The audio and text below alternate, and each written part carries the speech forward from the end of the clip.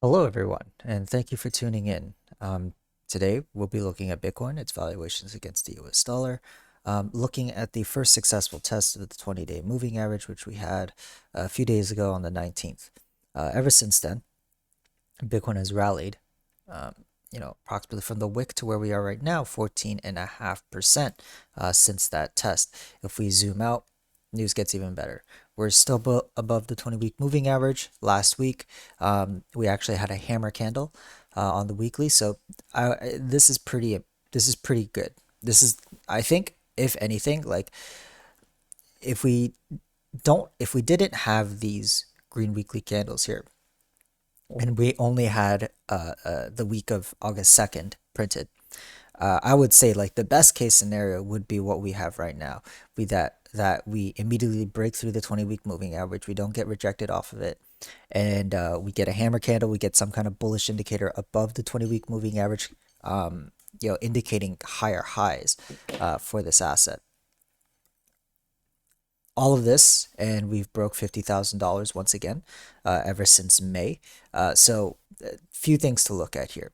Yes, we did have a bullish, hammer candle. However, we are now encroaching the prior all-time high for Bitcoin. Okay, and this is really going to set apart kind of what the market will really look like. Obviously, we talk about the market changing dynamics of Bitcoin being above the 20-week moving average, but also being above its all-time high. Now, if you remember last time when we broke uh our previous all-time high, okay, um, we're not talking about here. We're talking about here. This duration of Bitcoin moving from $20,000 to $60,000 roughly. Um, Altcoins really took a beating, if I recall correctly. And you guys should remember this too because you guys were at least here.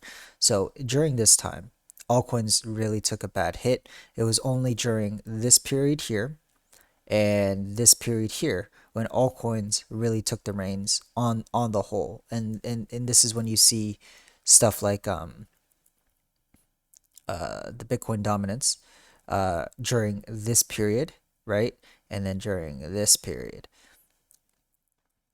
So what does this mean for Bitcoin? Well, if Bitcoin doesn't break through its prior all-time high, right? Because I would argue if Bitcoin does break 60 was $64,000 decisively, then it's really going to be the Bitcoin show.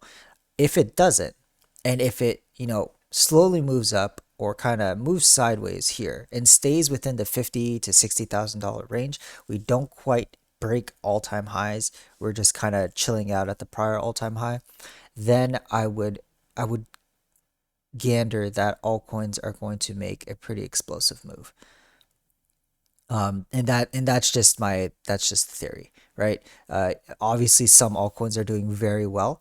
You can argue that Ethereum was doing very well. What else? Cardano has been doing amazing, and you can see today that like assets like Binance Coin are finally waking up. They're putting in a 10% day for today. 9.11% for the week. Last week it was 3.3%. We're just breaking over the 20-week moving average against Bitcoin, against Ethereum, consecutive green weekly candles. It's pretty a sight to see, especially when Ethereum was also doing fairly well. So this is kind of the game plan moving forward. We want to see how Bitcoin's going to handle the prior all-time high. If we do get rejected there, okay, if we do get rejected off of the prior all-time high, then the next step would be the 20-week moving average, right? Are we going to test the 20-week moving average? If it's a successful test, then that's a step in the right direction for a proper market cycle for Bitcoin and the rest of the altcoin market. Obviously, for it's going to be different for some, but for me, I already have my altcoin position set and ready to go. I opened up a position on Celsius as well as Aave. Aave was another one that I opened a position on, and it's been moseying around the 20-week moving average for quite some time. So we'll see how that plays out. They aren't large positions, but should Bitcoin either mosey along the 20-week the prior all-time high or get rejected off the prior all-time high, so like this structure here gets rejected off of and comes back down to the 20-week moving average, I would like to see if we do hold that line, then I'll be more bullish on altcoins. I'll probably throw more money at Aave, Chainlink, uh, probably Ethereum, and maybe Uniswap.